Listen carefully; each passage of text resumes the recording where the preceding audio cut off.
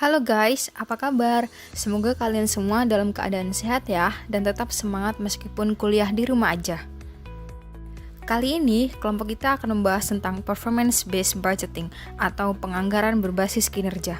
Apa sih itu performance-based budgeting? Simak baik-baik video ini ya. Pertama, kita harus tahu apa itu performance atau kinerja.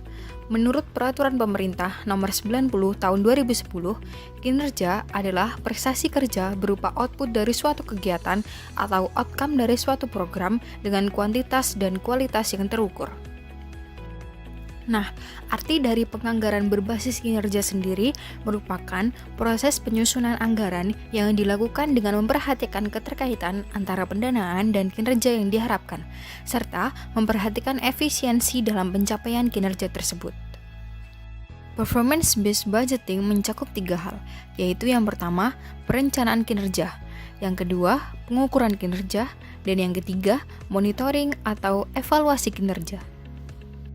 Penganggaran berbasis kinerja memiliki 3 landasan konseptual, yaitu yang pertama, alokasi anggaran berorientasi pada kinerja atau output and outcome oriented. Yang kedua, fleksibilitas pengelolaan anggaran dengan tetap menjaga prinsip akuntabilitas atau let the manager manage. Yang ketiga, alokasi anggaran program dan kegiatan didasarkan pada tugas fungsi unit kerja yang diletakkan pada struktur organisasi atau money follow function. Apa sih tujuan adanya penganggaran berbasis kinerja? Yang pertama, menunjukkan keterkaitan antara pendanaan dan prestasi kinerja yang akan dicapai, atau directly linkages between performance and budget. Yang kedua, meningkatkan efisiensi dan transparansi dalam penganggaran, atau operational efficiency. Yang ketiga, meningkatkan fleksibilitas dan akuntabilitas unit dalam melaksanakan tugas dan pengelolaan anggaran atau more flexibility and accountability. Selanjutnya, kenapa sih harus performance-based budgeting? Yang pertama, bentuk penganggaran kinerja yang paling umum diadopsi untuk seluruh siklus manajemen anggaran adalah penganggaran berbasis kinerja atau PBK. Yang kedua, sistem anggaran sangat menghindari tautan yang terlalu mekanistik antara pendanaan dan kinerja. Dan yang ketiga, PIB adalah reformasi berorientasi kinerja yang juga bercita-cita untuk penggunaan yang lebih baik dan akuntabilitas untuk sumber daya publik. Apa aja sih instrumen PBK? Yang pertama adalah indikator kinerja, yang merupakan instrumen atau unit ukur yang digunakan untuk mengukur tingkat kinerja, baik yang direncanakan maupun yang telah dicapai. Yang kedua adalah standar biaya, yang merupakan satuan biaya yang ditetapkan baik berupa standar biaya masukan maupun standar biaya keluaran sebagai acuan perhitungan kebutuhan anggaran. Dan yang ketiga adalah evaluasi kinerja, yang merupakan penilaian terhadap capaian sasaran kinerja, konsistensi perencanaan dan implementasi, serta realisasi penyerapan anggaran. Selanjutnya, bagaimana sih perbedaan antara line item budgeting dan performance-based budgeting? Kita akan membahas mengenai line item budgeting terlebih dahulu. Line item budgeting memiliki struktur dan susunan anggaran yang bersifat line item. Lalu line item budgeting dilakukan sentralistis, maksudnya ialah pengawasan dan pertanggungjawabannya itu terpusat. Lalu line item budgeting tidak memperhatikan konsep value for money, yang ekonomi, efisiensi, dan efektivitas, sehingga menyebabkan overspending. Lalu kinerja dinilai berdasarkan habis tidaknya anggaran yang diajukan, bukan pada pertimbangan output yang dihasilkan dari aktivitas yang dilakukan, atau input oriented. Selanjutnya, performance-based budgeting. Performance-based budgeting ini memiliki struktur dan susunan anggaran berdasarkan sasaran dan target kinerja, dilakukan secara desentralisasi, memperhatikan konsep value of money, dan juga performance-based budgeting berorientasi pada output. Terjadinya reformasi PBK di negara-negara OECD itu karena munculnya ortodoksi mengenai pusat reformasi pemerintah yang membantu proses anggaran untuk mendukung dan mempertahankan gerakan menuju peningkatan kinerja. Yang memiliki beberapa elemen reformasinya adalah: yang pertama, memperkenalkan struktur program keanggaran. Yang kedua, menghubungkan sifat multi tahun. Yang ketiga, memperkuat sistem informasi manajemen keuangan. Yang keempat, mengintegrasikan siklus pemantauan dan evaluasi dengan siklus anggaran. Yang kelima, memperkuat lembaga audit tertinggi. Penerapan penganggaran berbasis kinerja dalam konteks kelembagaan.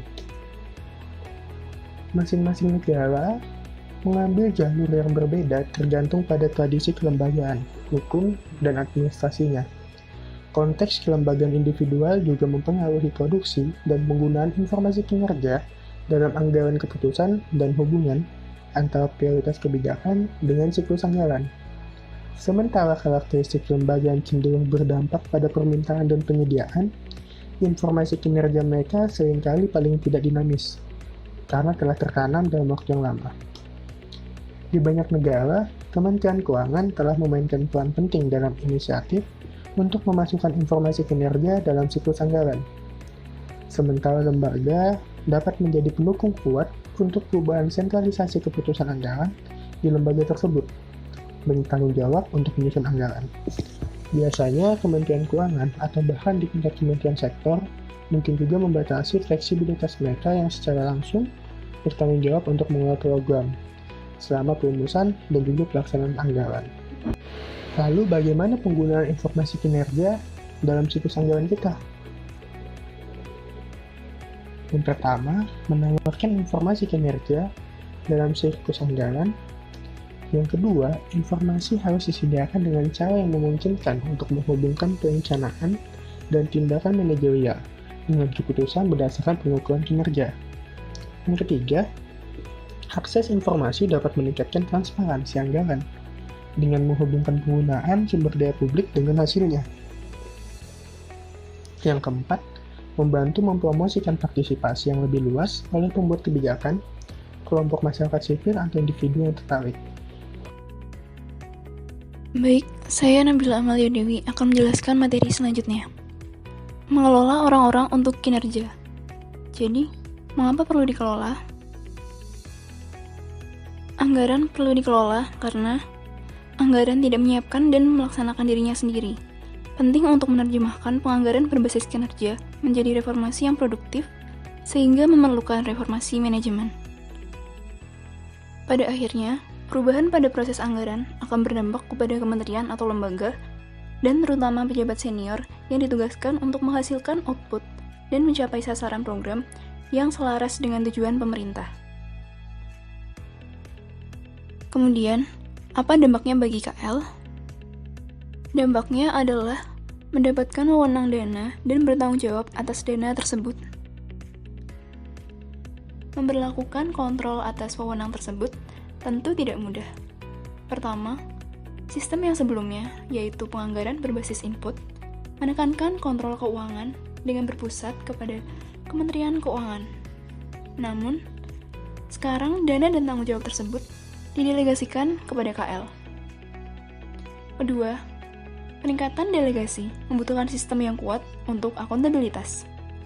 Hanya meningkatkan pendelegasian wewenang kepada KL tanpa memperkuat akuntabilitas untuk penggunaan sumber daya, dikhawatirkan akan meningkatkan peluang dalam penyalahgunaan dana publik. Selanjutnya, tantangan yang dihadapi pemerintah. Pertama, biaya sistem PIB dan praktiknya. Kemudian yang kedua, menghindari dorongan dan sistem yang terdistorsi. Yang ketiga, menciptakan insentif atau dorongan untuk menggunakan informasi kinerja dalam pengambilan keputusan anggaran. Dan yang terakhir, memproduksi informasi kinerja dengan kualitas, kuantitas, dan ketepatan waktu yang berguna bagi pembuat keputusan atau decision maker. Lalu, siapa saja yang berperan dalam penganggaran berbasis kinerja ini? Budget actor yang pertama yaitu Presiden atau Kabinet. Berperan dalam menetapkan tujuan utama dan prioritas kebijakan untuk pemerintah dan menentukan alokasi sumber daya. Yang kedua, Menteri. Berperan dalam memastikan kementerian, lembaga, dan entitas lainnya untuk mempertanggungjawabkan kinerja dan atau mengawasi kinerja kementerian. Yang ketiga, yaitu Badan Perencanaan. berperan dalam mengembangkan rencana nasional dan menegosiasikan target outcome untuk investasi publik. Kemudian yang keempat, Kementerian Keuangan berperan dalam menyiapkan kebijakan fiskal jangka menengah dan pengajuan anggaran konsolidasi tahunan dengan memasukkan informasi kinerja untuk membenarkan alokasi. Selanjutnya yang kelima, Kementerian berperan dalam menghasilkan sebagian besar informasi kinerja. Yang keenam, Badan Legislatif berperan dalam menyetujui anggaran tahunan didasarkan pada kebijakan sebelumnya dan informasi kinerja layanan yang direncanakan. Kemudian yang ketujuh, Badan Audit Eksternal. Dalam beberapa kasus, berperan dalam melakukan audit kinerja program pemerintah untuk menilai efisiensi dan efektivitas dalam mencapai tujuan. Dan budget actor yang terakhir, yaitu masyarakat, berperan dalam menggunakan informasi kinerja untuk melobi dan meminta pertanggungjawaban pemerintah atas kualitas penyediaan layanan dan memenuhi komitmen kebijakan lainnya. Sekian materi kami mengenai performance-based budgeting.